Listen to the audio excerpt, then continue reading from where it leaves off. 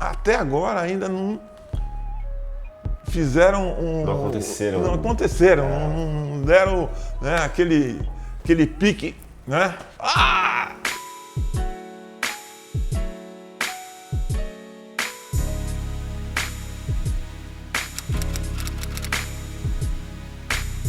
Urbano Sacramento está na casa, seja muito bem-vindo. Opa, é um prazer estar com vocês, Tritopia, opa! Prazer é nosso, prazer é nosso. Você já sabia, já conhecia desse projeto nosso, perfil? Sabe Não, como funciona? não. Bom, basicamente a gente escolhe pessoas que são muito especiais pra gente, para contar qual que é a relação delas com o basquete, como isso aconteceu. E fala pra gente um pouco como isso aconteceu, aonde aconteceu. Tá bom. O basquete que te escolheu ou você escolheu ele?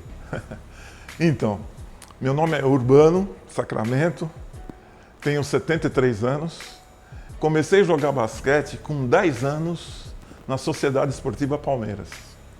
Através de um amigo que era sócio do Palmeiras na época, né? Ele falou, Urbano, vamos treinar basquete? Eu tinha 10 anos, né? Aí eu falei, vou perguntar para os meus pais, se eles deixarem, não tem problema nenhum, né? E aí meus pais concordaram, e aí eu fui, primeiro treino no Palmeiras, em 1959. Né? Quando eu cheguei lá, eu pensei que basquete tivesse uma rede no meio. Pensei que fosse vôlei, né? E aí foi o meu primeiro treino, e até hoje, né, eu estou jogando, nunca mais parei. Né? Joguei em vários clubes, né? Mas o meu começo, minha escolinha, foi no Palmeiras. Mas você não tinha nem noção de nada, num fundamento? Não tinha noção nenhuma. Como que foi não isso? tinha noção nenhuma. Eu tinha 10 anos, né, a parte de educação física no colégio, Caetano de Campos, que eu estudava, não era tão intensa, né, como hoje, né? Sim. E aí eu comecei mesmo o esporte, né, no basquete, no Palmeiras, através de um amigo que chama Enevalcir, né, um amigo que hoje está morando no Rio de Janeiro, mas foi ele que, né, falou, não, você está com, né, uma alturinha meia boa, né, para jogar basquete, então vamos lá. E aí, o que aconteceu depois? Então, eu joguei no Palmeiras durante 10 anos. Teve no meio, eu joguei um ano no Corinthians, né, no infantil, mas voltei para o Palmeiras e joguei até o primeiro ano de adulto no Palmeiras. Isso, nessa época tinha mirim ou infantil? Tinha mirim, infantil, juvenil. Mirim, infantil, juvenil. Agora mudou tudo, né? Agora é sub-11, sub-12, né? Mas na época as categorias eram por nome mesmo, mirim, infantil. Sim. E aí joguei até o primeiro ano de adulto no Palmeiras. Depois eu fui jogar na Pirelli, em Santo André. Joguei em que ano, mais ou menos? Isso era em 68, que eu joguei em Santo André, né, na Pirelli. Depois eu fui convidado para ir para Ponta Grossa, no Paraná. Né? E aí eu fui, em 1969, eu fui jogar em Ponta Grossa. Isso era ainda no primeiro ano de adulto? Ou já no segundo ano de adulto, e aí eu fui fazer educação física em Curitiba e jogava em Ponta Grossa. Curitiba, Ponta Grossa são 100 quilômetros. E eu 3 vezes por semana ia para Ponta Grossa para treinar. Né? Joguei 1 ano e meio em Ponta Grossa, né? E depois eu fui para Arapongas, que é no Paraná, no norte do Paraná. Joguei com uma equipe muito forte lá em Arapongas. Né? Foi uma das melhores equipes que eu joguei em Arapongas, em 1970 e 1971. No sul do Brasil, nessa época, o basquete ele era forte? O basquete era forte. O basquete do sul, Ponta Grossa, Arapongas, no sul, eram os melhores, né? Na parte do sul. Né? Certo. E, inclusive, Ponta Grossa, Arapongas disputou Taça Brasil em Franca, né? Em 1971. Nós perdemos o campeonato, mas fomos muito bem no campeonato. Né? Mas vamos chegar lá. Aí, Ponta Grossa, Arapongas. Arapongas, né? Aí de Arapongas, eu fui fazer um teste no Flamengo.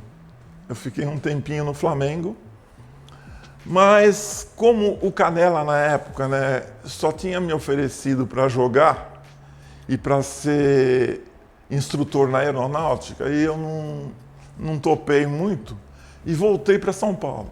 Fiquei 20 dias no Flamengo e voltei para São Paulo. Aí eu fui jogar em São Caetano.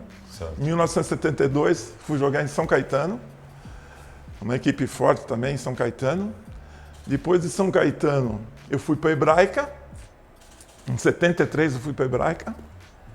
E aí eu terminei minha carreira na Hebraica. Né? Isso em 77 eu terminei minha carreira. Eu rompi o tendão de Aquiles, né? E aí eu parei de jogar, virei técnico. A gente vai parar aí, a gente vai chegar aí. De todas essas experiências, de onde você passou, Rio de Janeiro, como Curitiba, como que era o basquete nessa época, como desde a base você percebia que tinha algumas iniciativas para fortalecer as categorias de base nessa época, ou não era tão assim? Como você via como você enxergava o basquete nessa época? Como ele era? Então, entre os anos 60 e 70, né? Exatamente. Então, o basquete nessa época, né, eram formados em clubes mesmo, né? Tinham as escolinhas, né, nos clubes, né? E é de lá que saíam jogadores e tinham muitas equipes nessa época, né? Mesmo em São Paulo, no Paraná, tinham muitas equipes que disputavam o campeonato, né? Hoje em dia parece que diminuiu o número de equipes, né? E antigamente tinham vários clubes disputando o campeonato. E ao né? que você atribui isso? Então, falta de interesse da garotada, né? A falta de educação física nas escolas, né? Hoje a educação física na escola é precária. Você vai, na maioria das escolas, não tem um equipamento adequado. Você vai ver uma tabela está quebrada, não tem bola. Então, a educação física, né, que deveria ser forte para você ter mais atletas no Brasil, Sim. Né, a gente para nesse aspecto. Sempre né? tropeça. Exatamente, né? Mas o basquete ele vinha em uma crescente sempre. Então, ou ele era tímido nessa época? Não, o basquete sempre foi uma das forças do Brasil, né? O Brasil antigamente era no máximo, no mínimo, a quarta força do mundo. Foi bicampeão do mundo. Né? O Brasil sempre nos campeonatos se destacava, né? E aí teve uma entre-safra aí, que alguns jogadores, né, foram saindo de seleções, né? E aí não suprimos até hoje, né? Depois daquele campeonato pan-americano, né, de 1987, que ganhamos os Estados Unidos lá, né? Não houve mais um campeonato assim de expressão, né? Sim. A não ser o feminino, que foi campeão mundial, né? Sim. Mas não teve mais um título de expressão no Brasil. Além desse seu amigo que colocou no teu colo o basquete, teve alguma outra pessoa que sempre te incentivou Então, a encontrar o esporte, a praticar o esporte? Então, minha família sempre me incentivou, né? Minha mãe, principalmente, ela ia em todos os jogos que eu ia, ela estava sempre torcendo. Minha mãe, minha avó, minha irmã. Meu pai não ia muito, mas a minha mãe, minha irmã estavam sempre presentes nos jogos. Você não vem de uma família esportiva, né, de atletas? Não, só um primo, empatia, só um primo meu que também jogou basquete, jogou na Hebraica, né? O Paulão, mas de esportista mesmo, na família era só eu. Né? E aí, todo esse tempo passou e chegou a hora de você ser técnico. Como que foi isso? Exatamente. Quando eu parei de jogar, da lesão no tendão, né? No tendão de Aquiles, né? Hoje em dia o tratamento é diferenciado, né? Hoje, depois de um ano, você volta a jogar, como aconteceu com Kevin Durant, Sim. né, com Varejão, né? Agora tem o Clay Thompson, que está chegando também para voltar a jogar. Tá no hiato, Mas na já minha grande. época, né, o tratamento não era como agora e eu não consegui mais voltar. Quais eram as maiores dificuldades que você tinha nessa época, assim? Desde pro treino ou seja na própria recuperação também? Quais dificuldades? Então, a recuperação não era adequada, né? Não tinha equipamentos como tem agora, a fisioterapia, né? Vários instrumentos para você se fortalecer, Sim, né? sim. Isso aí faltou, né? Faltou. E aí só fui jogar nos veteranos, né? Aí eu virei técnico mesmo, né? Fui técnico de... Qual foi o primeiro time?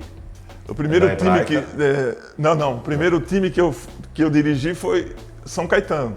Porque lá eu era técnico e jogador, né? Certo. Aí quando eu fui para Hebraica, era técnico e jogador. Aí quando eu parei, né, eu virei só técnico e aí fiquei na Hebraica durante 10 anos. Bom, eu estou na Hebraica desde 73 e hoje eu sou técnico do Master da Hebraica. Então tem alguns jogadores que foram meus minis e eu sou técnico deles hoje nos veteranos. Uau. Né?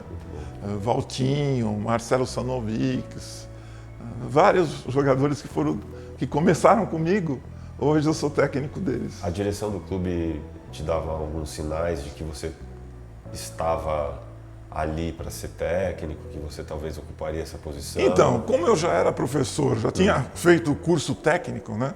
Então, automaticamente já seguia a carreira, né? Sim. E aí dei continuidade, né? E até hoje sou técnico da Hebraica, sou técnico da Seleção Brasileira Maccabi, né? A gente disputa campeonato pan-americano Maccabi, né? Maccabiada, né? Maccabiada Mundial. O ano que vem nós estamos indo para Israel para disputar a Maccabiada Mundial. Né? Tem o Pan-Americano que nós tivemos no México há 2 anos atrás, né? Então a gente está sempre na ativa, né? Daí São Caetano, Hebraica. São Caetano, Hebraica, né? Aí depois foram os veteranos, né? Aí, o primeiro time que eu joguei no veterano foi no... Não. Primeiro time como técnico. Como São técnico. Caetano, depois... São Caetano, depois Hebraica. E depois? Depois, Telesp. Tava ali, hein? Fala pra gente como é que foi isso. Como que foi isso daí? Lá na Então, eu... Telesp Clube, né? Telesp Clube, né? Através do Cláudio Mortari, que ele é técnico do adulto, né? E nós jogamos juntos no Palmeiras, né? Eu e o Cláudio Mortari, né? Então somos amigos de infância. Né? Eu lembro do Cláudio ali. E aí ele, através de um diretor, né? Me convidou para ir para a Telesp. E aí eu fui técnico da escolinha lá, do Mini, do Mirim. Mirim Infantil, né? E saíram alguns jogadores bons lá. Né? Muito bom. Telesp foi legal. Depois da Telesp eu fui para o Corinthians. Né? E aí eu, como técnico no Corinthians, eu não me dei muito bem lá. E aí eu encerrei a carreira como profissional, né? Nas categorias de base. Né? Voltando na Telesp um pouco, eu lembro que você foi meu técnico ali. E eu lembro que em algum momento surgiu Zé Medalha. Isso. Qual que era a relação dele com o clube? Por que ele apareceu? Por que você saiu dali ou era um técnico interino? Ele veio substituir? Por que rolou isso? Não. O Zé Medalha foi no lugar do Cláudio, né? Do Cláudio Mortari. Né? Ele foi para o adulto. Né? Mas aí o Corinthians me convidou. Pegou. Né? Eu fui para o Corinthians, para o juvenil e era assistente do Flor Menendez. Isso era o quê? 98, 99? Isso, exatamente. Né? E eu aprendi muita coisa com o Flor Menendez, um tremendo técnico lá de Porto Rico. Né? Ficamos amigos, depois eu encontrei com ele lá em Porto Rico. Né? E era uma bela equipe do Corinthians. Né? E eu também dava treino no adulto, com Oscar, Mingão, tinha o Carter, que era porto-riquenho, o Fantinha, Paulo Scheide. Né?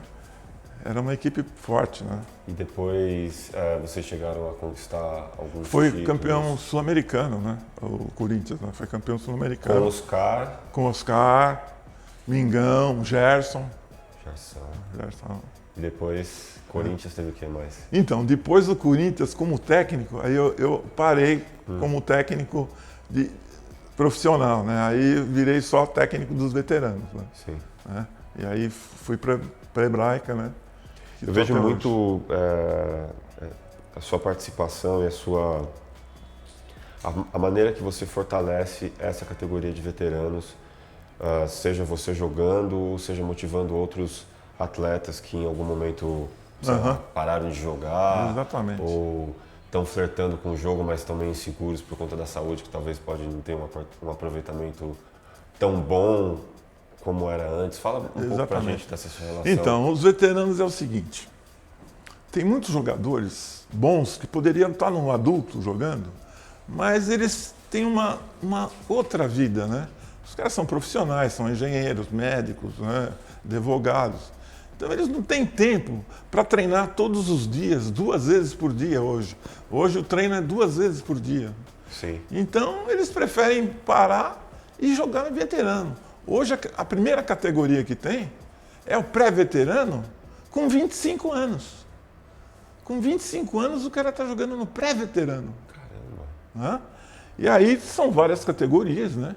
Que a última categoria é 75 anos. Qualquer um pode se candidatar? Qual é o critério? Então, geralmente são pessoas que estão no clube, né? São sócios, né? E às vezes tem alguns militantes que dão uma enxertada na equipe para fortalecer a equipe, né? Sim. Mas são várias categorias e tem vários clubes que participam, né? Agora, por causa da pandemia, faz 1 ano que a gente não está jogando o Campeonato Paulista, né?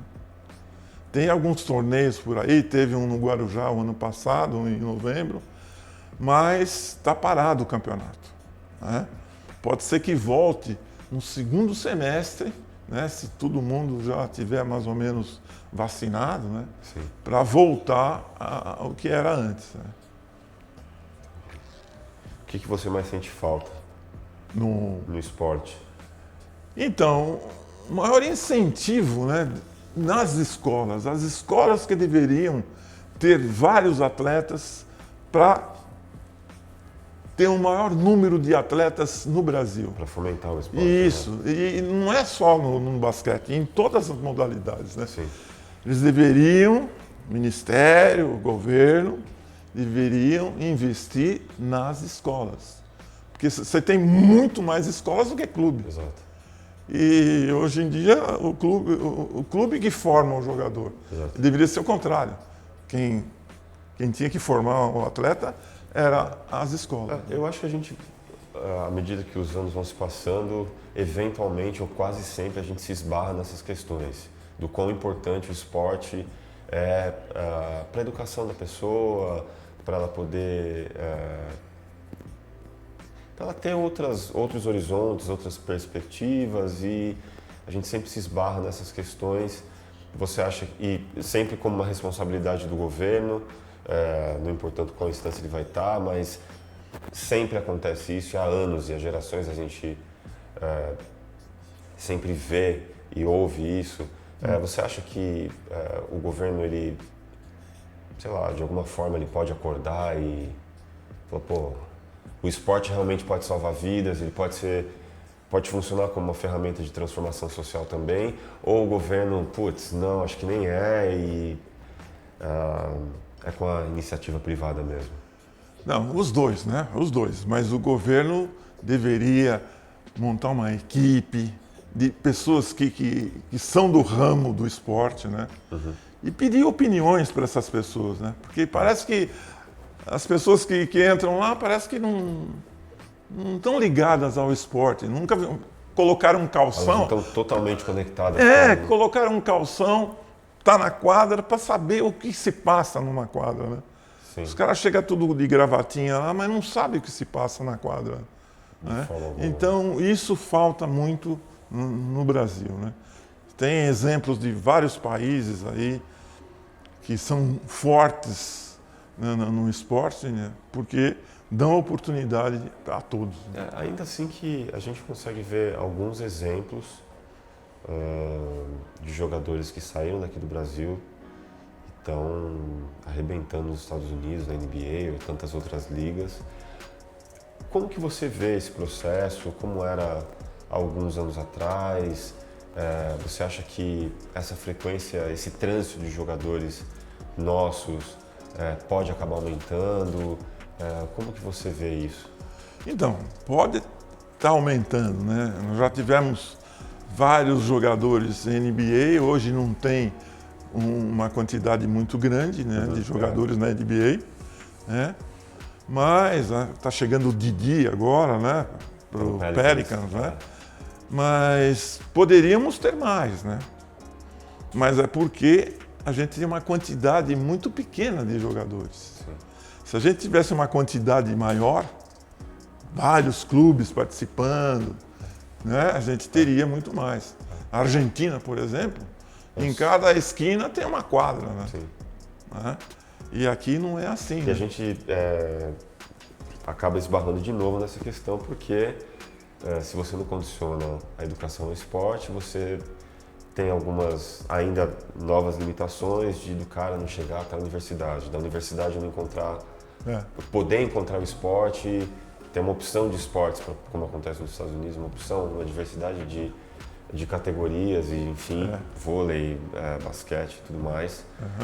E ele tem como perseguir aquilo, se der muito errado, ele tem alguma profissão, por exemplo. Né? Exatamente. E a gente não consegue investir nisso. E nós estamos numa entre-safra, né? Porque alguns jogadores mais veteranos saíram da NBA, né? Como Nenê, Varejão, Leandrinho, né? Alguns saíram, né? E os que estavam chegando, né? Não supriram esses grandes jogadores, né? O Nenê foi um dos que mais jogaram, né? Sim. O Leandrinho tem um anel, né? E os que chegaram, né? Até agora ainda não fizeram Não aconteceram. Não aconteceram, não deram, né, aquele pique, né? Acabou com o jogo. Estão ainda no sexto, no sétimo homem, né? Não, temos condições de ter jogador titular. Tem uma estradinha aí, né? Pra gente exatamente. Perseguir. Exatamente. Quais foram os seus maiores ídolos? Do basquete? Ou na vida? Então, o primeiro foi o Edson Bispo, que foi campeão do mundo. Foi meu padrinho de casamento. Ele tinha um arremesso que hoje em dia quase que ninguém dá, que é o gancho, né? Aquele movimento aqui, que hoje você não vê quase ninguém fazendo isso, né? Ele foi o meu primeiro ídolo, né? Ficamos muito amigo. E depois daqui do Brasil, né? O Amaury, Vlamir, né? Menon, né? Que foram campeões mundiais, né? Sim. Mosquito, grande amigo, né? E fora do Brasil, né? Michael Jordan, né? Não tem como, né? Kobe Bryant, né? Mas até chegar antes do Michael Jordan, você tinha alguém que você falava, putz, cara. Nessa época tinha Larry Bird também. Tinha o Magic Johnson. Kareem Abdul-Jabbar muito. Kareem Abdul-Jabbar, Chamberlain, né? Sim. Mas o que eu vi mais jogar era do Larry Bird pra cá, né? O Jordan, né? Aquele time do Chicago Bulls, que era uma máquina, aquele time, né? Eles eram demais. Você acha que ele é o maior de todos os tempos? O Michael Jordan, com certeza. Respeitando cada cada momento. Mas mesmo assim, você acha que o Michael Jordan, ele... tecnicamente, é o melhor. Por quê? Ele era um jogador completo, né? Um jogador completo. Era um jogador que marcava, que dava toco, que pegava rebote, que dava assistência, que fazia a cesta na hora certa. Um jogador completo. Que conduzia. Eu só achei estranho quando ele saiu do basquete para ir jogar beisebol, né? Eu achei aquilo completamente estranho, né? Falei, como é que pode, né? Ele precisava de um tempo. É. Porque nessa época aí o pai dele foi assassinado. Eu não sei se exatamente foi nessa época, mas aí ele voltou. Mas eu achei aquilo, não tem nada a ver, aí voltou, né? Mas para mim foi o melhor. A forma que ele... o jogo dele em quadra, que ele conduziu o jogo dele em quadra, e a mentalidade dele, depois você falou de Kobe Bryant também, esse jeito de ser, essa maneira de ser muito peculiar de cada um deles, trouxe algum tipo de influência na sua vida, na sua carreira? Então, eu sempre me espelhei nos melhores, né? Uhum. Você tem que se espelhar no que é o melhor, né? Quando eu vi o Jordan jogando, né, eu procurava, dos movimentos que ele fazia, dar para os meus alunos. Eu fiz várias clínicas com técnicos americanos, né?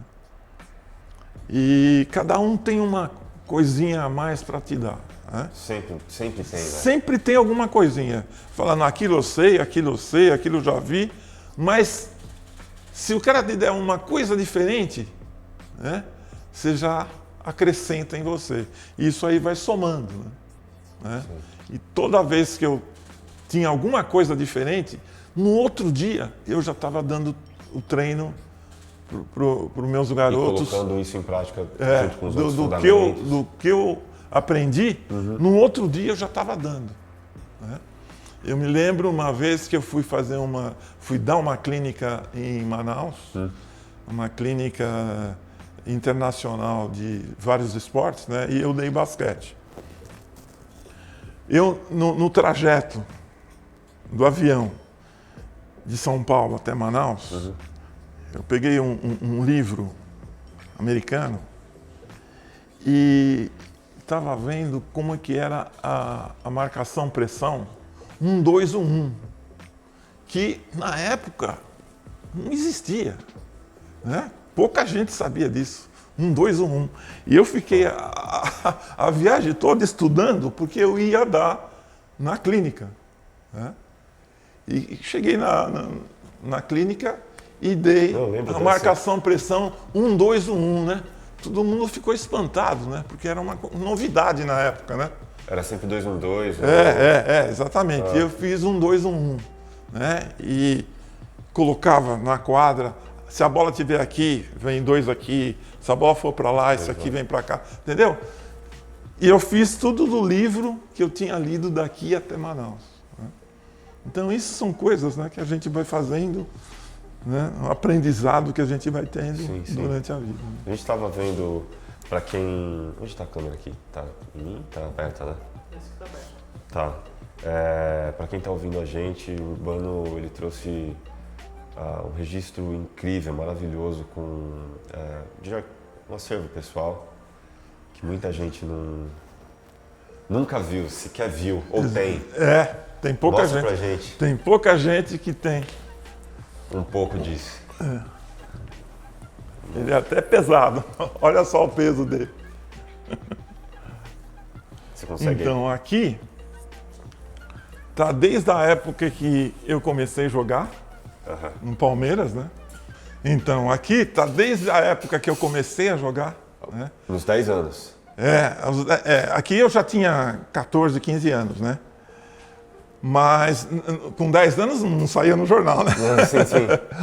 Mas então, no mirim infantil já começavam a sair várias notícias em jornais, né? Que hoje não existe mais, né? Hoje você não vê alguém falar do sub-13, sub-14, sub-15, né? E na época minha mãe pegava os recortes de jornal e ia aguardando, né? Tava fazendo um clipping seu. Exatamente. Aqui, ó, um tetracampeão infantil, né? E aqui saía os nomes, quantos pontos você fez, A né? data aqui, 1 de abril, 1º de abril de 64, né? Nossa, que demais isso. Saía até treino, né? Nos jornais, tá? Campeonato estadual. Hoje você não se vê mais isso. Né? Uma outra coisa que você acabou não falando sobre a seleção universitária. Quando você foi convocado, como que foi isso daí? Então, eu fui convocado para a seleção brasileira em 1970. ela ia para a Universidade em Turim, né? Mas eu fui cortado dessa seleção. Mas eu estava no auge, né? Mas Você a tava panelinha, voando, né? tava Tava voando ali. tá? A panelinha, né? Sempre existiu, né? Mas quem que tava na vez nessa época aí? Só quem que era essa panela?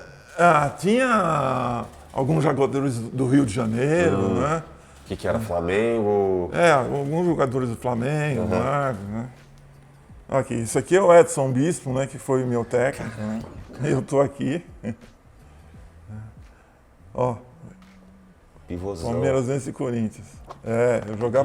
Eu joguei de pivô até juvenil. E aí Depois você- no adulto, Você era joguei 3 e adulto. 4? Joguei adulto. Entendi. Joguei 3 e 4. 3 e 4. Olha só. Hoje você não vê isso mais em jornais, né? E pouca gente tem isso, né, guardado. Registrado, Vários Tá jogadores. tudo muito bem conservado, tudo muito nítido, muito... Então. Nossa, que demais isso aqui. A minha mãe guardava tudo, deixou tudo numa caixa. Aí quando eu casei, né? A minha esposa falou: leva tudo isso aqui numa tipografia para fazer uma encadernação, né? E aí E cronologicamente também, né? Aí o rapaz falou para mim: não, você põe na ordem que eu colo ele. E aí foi isso que eu fiz. Que demais. Muito bom. Olha só o resultado, nós ganhamos o campeonato estadual, 37-36. Isso daqui era... Onde que era? Que ginásio? Isso aqui foi no Paulistano. O Nasser, que é diretor do Objetivo. Né? Olha só. A gente não vê... Você até falou sobre a ausência de... A falta de quadras. Né? De quadras boas. Vamos lá. Ó, Campeonato Popular da Gazeta Esportiva. O pessoal do Tinham Tietê. 34 equipes. Caramba, meu. 34 equipes. Eu tava com o Cláudio Mortari aqui, ó. Cláudio Mortari. Que demais. Muito bom. Então, falando dessa história de falta de quadra, falta de Bastante opções coisa aqui. para divulgar e para espalhar mais o esporte na cidade e em outros estados.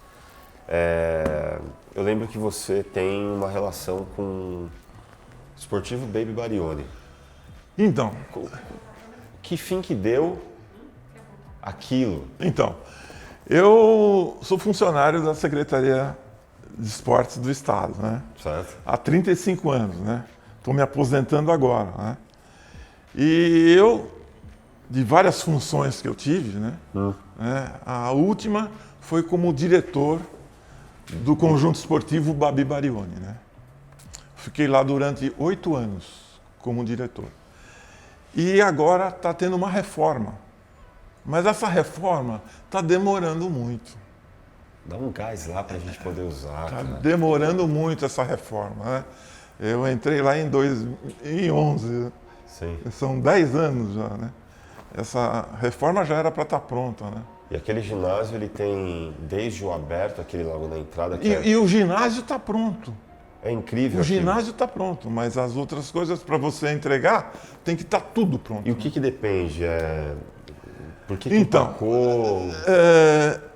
Às vezes depende de verba.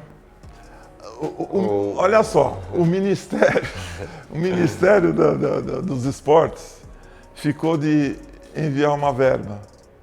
E aí parou. Aí mudou presidente, mudou não sei o quê, aí estancou o negócio. Né?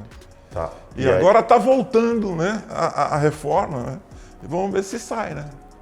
Porque lá é uma localização muito boa e com várias opções, né? Tem piscina, né? O conjunto esportivo Tem piscina, tem incrível ali. academia, um ginásio muito bom, tem uma área que eu tinha colocado para uma área para artes marciais, né? Sim. 2 andares, né? Tudo isso a gente está esperando ficar pronto. E a ideia dessa reforma era meramente... Para a comunidade, né? Para a sim. comunidade e para aluguel também, né? Tinha um alojamento muito grande lá também. E vamos ver o que vai fazer nesse alojamento, né? Porque a sede da secretaria estava querendo ir para lá, mas parece que não dá certo, é pequena para a secretaria, né? Então, tá meio... Pô, ajuda a gente ali. Eu gostaria. Se você pudesse dizer ou traduzir o basquete em uma só palavra, o que você diria? Então, o basquete para mim é o amor que eu tive durante toda a minha vida, né? Se não fosse o basquete, eu nem estaria aqui dando essa entrevista para você, né? Sim. Porque eu sou de uma família pobre, meu pai era zelador de um prédio, né? E eu, através do basquete, que eu consegui me formar, fiz educação física, consegui ótimos empregos, né? Tudo isso através do basquete. Então, o que eu tenho que falar para o basquete é um amor que eu tive. Isso. Tem alguma coisa que você se arrependa? Não me arrependo de nada. No basquete não me arrependo de nada. Tudo que eu fiz com vontade, com galhardia e até hoje, né, faço com o melhor prazer possível. Sei que sim, a gente vê. Qual que é a sua maior lembrança, a lembrança que te... Então, a lembrança das categorias menores, teve um super campeonato entre Espéria, Corinthians e Palmeiras. Era infanto e juvenil, 16 anos. E esse super campeonato, né, um jogava contra todos, porque os três terminaram empatados, né? E o Palmeiras foi campeão e eu fui o MVP. Né? Então, isso aí pra mim... Tem foto disso? Manda pra gente disso. Tem. Tá aí? Tá aqui. Bom, a gente vai tá escrito o que eu fiz, né? Isso aí não dá para esquecer. Né? Como que era o jogo? Então, a gente fez a final contra o Espéria, né? E eu tava com a macaca aquele dia, tava caindo tudo, né? Então eu comecei a fazer cesta, né? Fui muito bem. O jogo foi para prorrogação, e eu na prorrogação, né, fiz com que o Palmeiras vencesse o campeonato. Né? Isso é uma das coisas que não dá para esquecer. Né?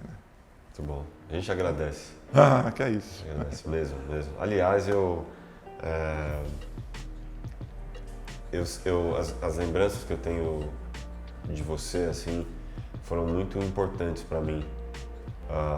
Da maneira que você elevava o atleta, que você nunca ríspido, mas sempre muito sério e você dava um jeito de mostrar pra gente, arrancar o melhor da gente, sempre. Exatamente. Isso foi em 95, 96, quando eu joguei contigo na Telesp. Então eu tive que parar por conta de uma lesão e tudo mais. Mas eu, de coração, sou muito grato por tudo mesmo que você fez por mim ali. Isso aí que engrandece a gente, né? Porque a gente, como professor, né, a gente procura fazer o melhor para o aluno, né? E quando a gente forma um atleta e forma um cidadão, que é o mais importante, né? Formar o homem, né? A gente fica satisfeito. É isso. Né? Eu recebi várias mensagens agora no meu aniversário, que eu fiz agora essa semana, né? E muitos atletas, ex-atletas, né?